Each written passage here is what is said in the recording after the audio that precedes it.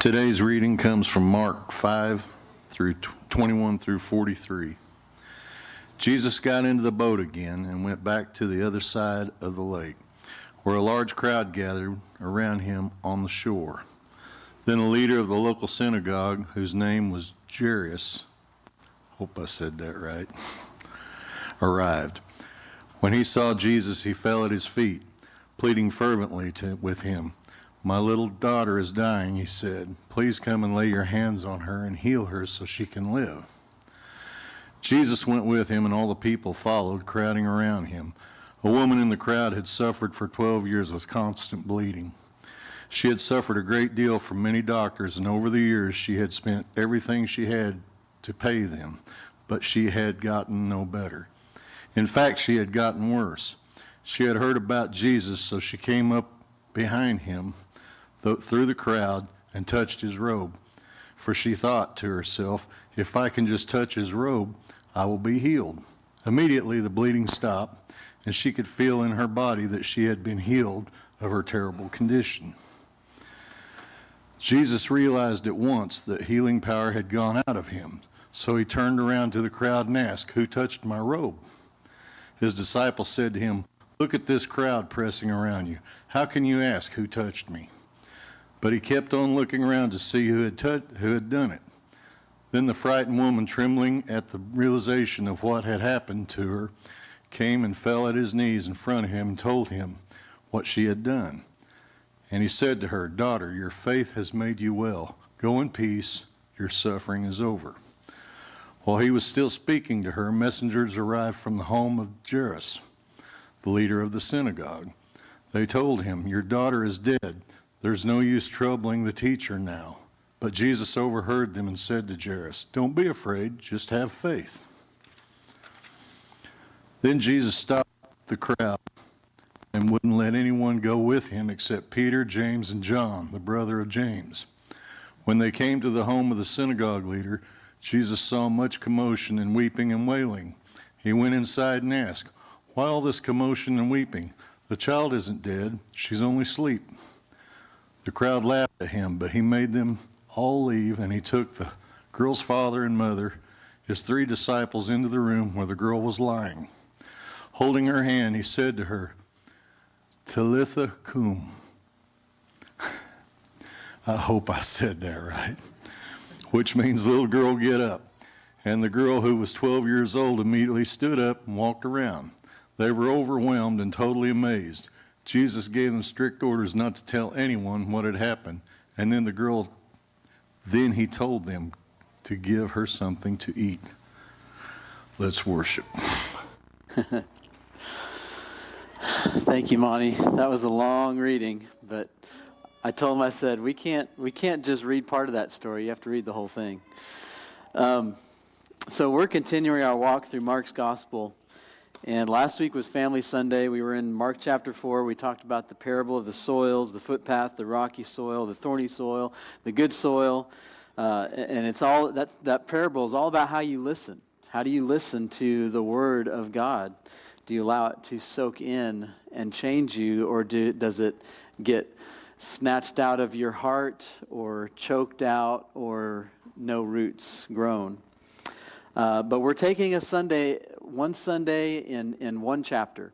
So this week we're going to be in Mark chapter 5, and as Monty just read, we have a long story to cover. And I just want to encourage you to be familiar with the chapter that we're going to cover. Like if you've been forgetting to read the next chapter, which next week will be chapter 6, just put a little reminder. You have my permission. Pull out your phone, put a little reminder on Monday morning, and say, or whenever you think you might have some time, and read chapter 6, because I really do believe it will enrich our study as we do this. So we're going to step into this story, and there's actually 2 stories into one. And in this story, Jesus takes on death. He takes on death. Now, death is one of those things that is a significant reality in our world. It's sobering when you start to think about death. I mean, there's not one of us that hasn't been affected by death in some way, some capacity. And there's not one of us here who won't face death one day. You know, my friend Jim Weaver, he says this all the time. He says, nobody gets out of this alive. We don't. Right? We don't get out of this alive unless you're one of the lucky ones who is here when Jesus returns. You know, we don't know when that's going to be. You don't get out of this alive. And as you think about that, the idea of death, if you start reading in Scripture, if you start at the very beginning, what you'll notice is that death is the very first consequence that's given to humanity when they take into their hands the knowledge of good and evil, the fruit of the knowledge of good and evil. And God said, you're going to surely die if you eat that fruit. If you eat that fruit. And they did. Not immediately, but they did. And eventually every human being that was born after them would die. And so what's Jesus going to do when he is faced with death? What's Jesus going to do? So we're going to jump into this story, and I'm not going to read it all again. You know, you just had it read for you. I just want to paraphrase and point out some really important things that this story teaches us as we step into the life of Jesus. So after the parable of the soils, Jesus tells more parables, and I wish I could go into all those parables because every single one of them is important and powerful, but we just don't have time. And so he tells some more parables. He and his disciples, they leave. They leave Capernaum. They get in a boat. They cross over to the other side, which is a Gentile area, not Jews, right? Jews and Gentiles, or Jews had a low opinion of Gentiles. And while they're on their way there, a storm comes up, and Jesus stops the storm with a word. And all the disciples are like, who is this guy? Like they're asking the question. They're wanting to know, who is this guy who has the ability to control the weather with a word? Like, there's a lot of advances that we've made in our world today from the first century when Jesus walked the earth. We still can't control the weather. And Jesus can control it with a word. And so they're all wanting to know, who is this guy? And so as soon as they get out of the boat, after Jesus had stilled the storm, they're immediately set upon by this man. They're in a graveyard, this man who is possessed by demons. And again, Jesus casts the demons out with a word into a herd of pigs, and the pigs self-terminate into the Sea of Galilee. And then the Gentiles are so afraid of this guy, of Jesus, that they say, can you go somewhere else? We're not sure if we can handle you. And so he crosses back over to Capernaum, presumably. And when he arrives, there's a large crowd that has gathered because of all the miracles and all the things that Jesus has been doing and all the things that he's been teaching.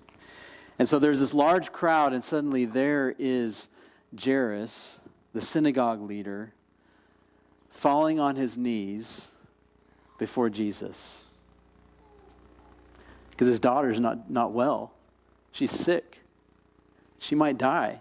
And I mean, she could die any moment, right? And Jairus is just at his wit's end. He doesn't know what to do. I mean, the religious people, they don't like Jesus, right? We've talked about that, how the religious folks don't like Jesus. They've been after him. They're already conspiring with the followers of Herod to try to kill Jesus. He's a Sabbath breaker. He hangs out with the wrong people, the tax collectors and the sinners. But Jairus is like, I don't care about that. I don't care what people think about me. I don't care what they say about me on the next Sabbath day. I know the place I need to go, and I need to go to Jesus. And so Jesus goes with Jairus. He walks along with Jairus. But while they're on the way, something else happens. There's a woman in the crowd who had been bleeding for 12 years, and it's significant because it seems to be some sort of continuous, prolonged menstrual bleeding, like is what the text seems to indicate. And so she was unclean. She could not step into the temple. She could not be in the religious spaces. She could not enjoy the special feasts of the Jewish people. And this had been going on for 12 years. And she had tried all kinds of things. She had spent lots of money trying to get a solution, trying to be healed of this. And the text actually tells us that she suffered at the hands of these doctors. She suffered. I mean, if any of you have ever had cancer or something, you know that there's suffering that comes along with the healing. And my guess is that in the ancient world, the treatments were even more painful than now. And so she had suffered at the hands of these doctors, and she did not get better. In fact, she got worse. But she had heard about Jesus. They're in Capernaum.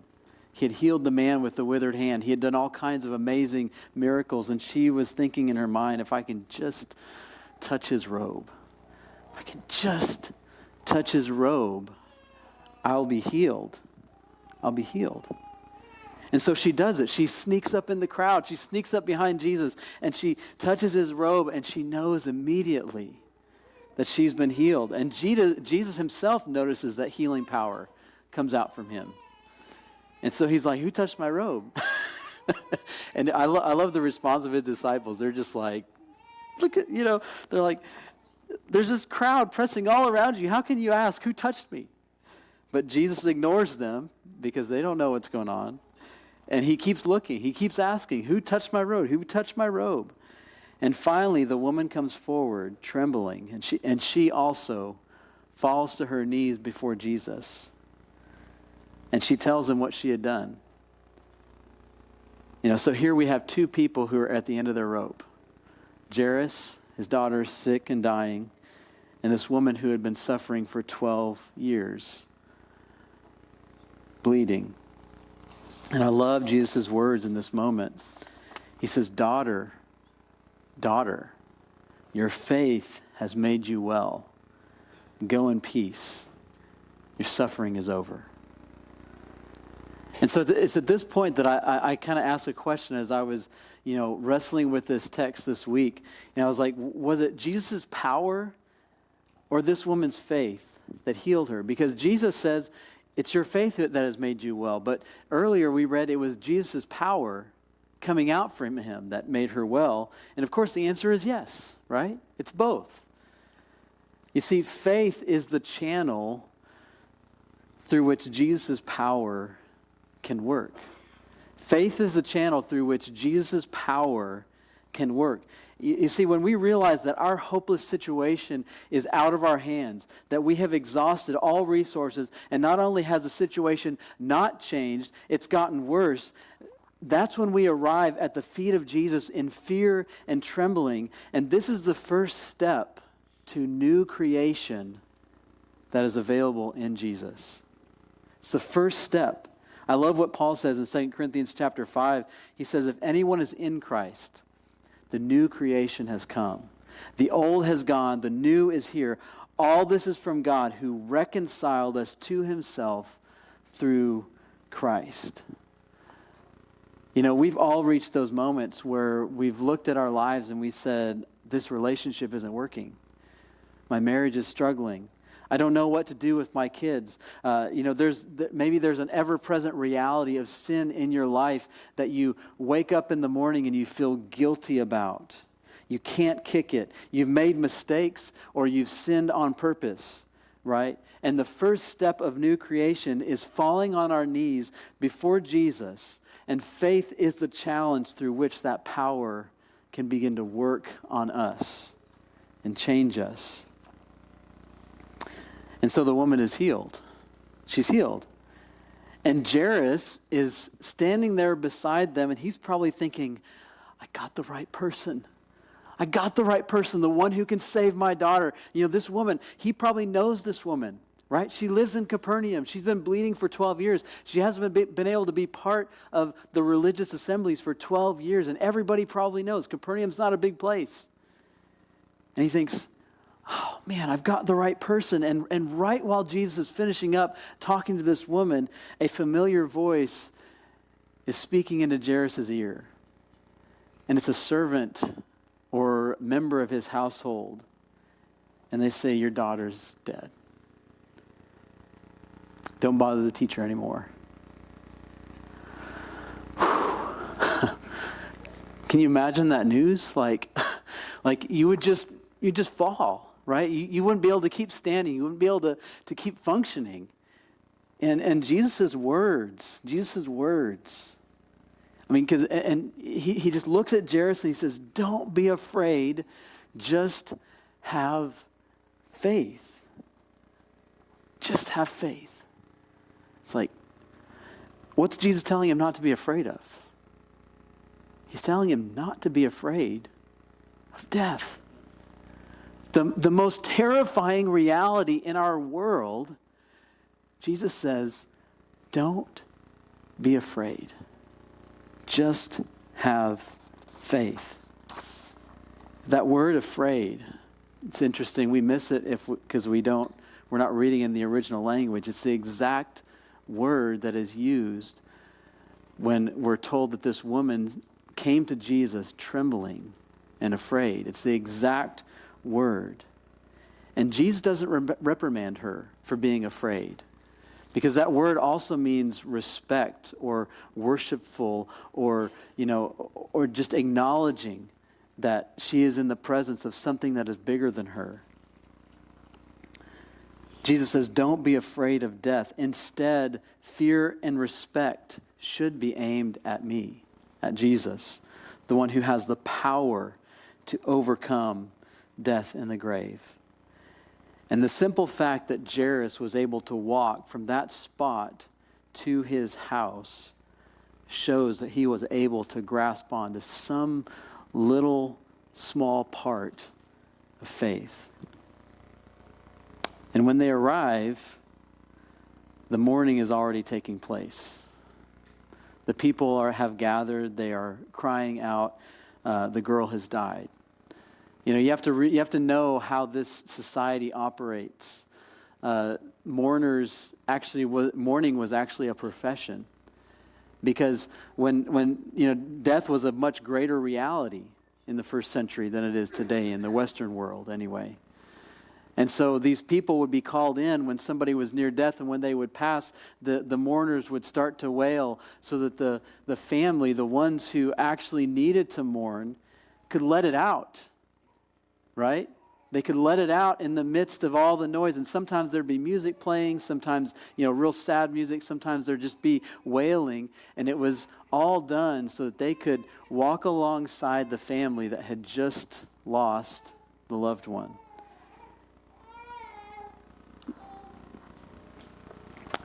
And when Jesus shows up, he says, this girl's not dead.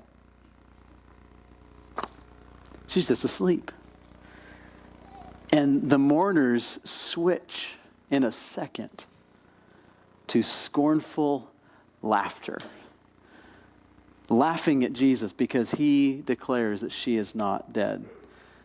This shows us something else in this story, that the way of Jesus doesn't make sense to those who don't know who he is. The way of Jesus does not make sense to those who don't know who he is. Christians are invited to love enemies. They're invited to have concern for the poor. They are invited to forgive when somebody has wronged them or harmed them. Why do we treat people this way?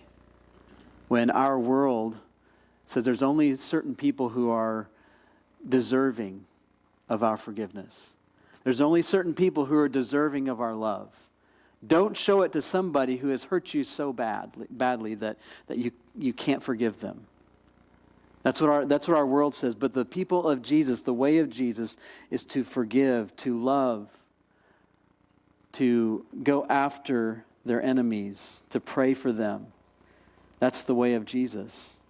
Why do Christians throughout history run towards death and destruction in order to aid those who are dying of plague or of war, rather than running away like everyone else? Because it's the way of Jesus. There are going to be times in life when we take the way of Jesus, and the people who don't know him are going to look at us and they're going to laugh. They're going to look at you and be bewildered. How can you do that? How can you live that way? It's because the way of Jesus doesn't make sense to those who don't know who he is. And so Jesus walks into that room, and death is in the room. Where there had been life, where there had been vigor, there was none. The young girl lies there, no breath, completely still. And for Jairus, it's his first time in that room. Had to be overwhelming, right? Had to be. But Jesus is not intimidated. He walks up to the dead girl and he takes her hand. And Mark supplies us with the very words that Jesus probably said. And Monty did a great job saying them. Talitha cum. It's the Aramaic words. It's the very words that Jesus spoke, right? Jesus and his disciples, they spoke Aramaic. They knew Greek, but they spoke Aramaic. And so Mark tells us the words that Jesus said, and it means, little girl, get up. And it's probably the same words that Jairus had said to his little girl at some point. When she's sleeping in, right? But if Jairus said them at that moment, they would have had no power. But he wasn't the one saying them. The one saying them was Creator God in the flesh. The one saying them was the one who had authority over life and death. And the little girl who Mark tells us is 12 years old gets up. Gets up and she starts walking around and eating. Like, it's just amazing. And it's at this moment that we see that Jesus is the answer to both walking death as well as actual death. Jesus is the answer to both of these realities. The woman who has been bleeding for 12 years has been walking in death. She's been walking in the reality of her sickness that has kept her, that has separated her from her finances. It's separated her from her ability to enjoy community. And then you have the girl who's 12 years old. Ever since that girl was born, this woman has been suffering. The woman reaches out her hand in secret, but in the room, it's Jesus who reaches out his hand, also in secret, without the crowd, in the presence of 5 other people.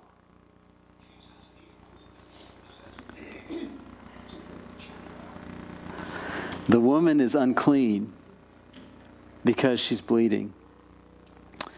The girl is a dead body and is therefore also unclean. Jesus is this woman's last chance.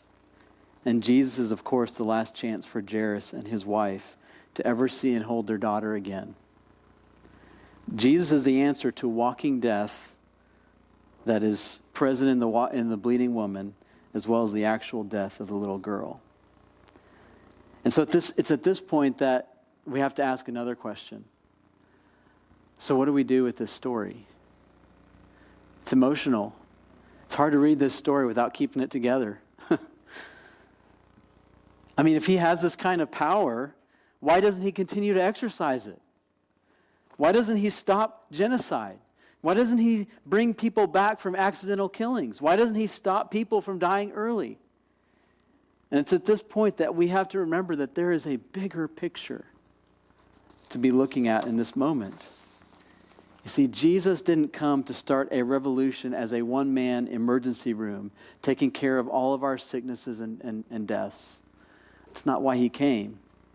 He did come to start a revolution, and he was indeed bringing God's healing power for all of mankind, but his aim was deeper. His aim was deeper. We have to remember when we read stories like this that Jesus' miraculous signs are signs of the real healing that God is accomplishing through Jesus' own death and resurrection. See, these miracles are signs. They are not the destination. These miracles are signs of the real healing that God wants to accomplish through Jesus' death and resurrection. You see, if you know the story, you know that Jesus has a showdown that is scheduled with death, right? He has a showdown. And that death is what threatens all of God's good creation. And he is going to defeat it in a way that is just as unexpected as these two healings that we read about near the beginning of Mark's gospel. And guess what? When that day comes, there will be no commands of silence. You notice Jesus tells the parents, don't tell anybody. Don't tell anybody. And there's probably lots of reasons for that. It could be that they don't fully understand who Jesus is yet, which is true. It could be that if they started spreading it around, Herod might get involved too early. We don't really know. But when Jesus dies and when he is resurrected, they are told to go and tell everyone. So I changed the song after the message today because it occurred to me this is probably the best song to sing after a message like this. But it's a song called Death Was Arrested. And my hope is that we will remember that even though Jesus didn't come as a one-man emergency room to handle all of our sicknesses and all of our deaths, he is, in fact, bringing us to life. When we choose to follow him, when we put on Christ, it's a new day. You are a new creation. And that new creation has reality here and now in the present, but also in the future. And we will get to spend eternity with God in that new creation. Let's stand, let's sing together.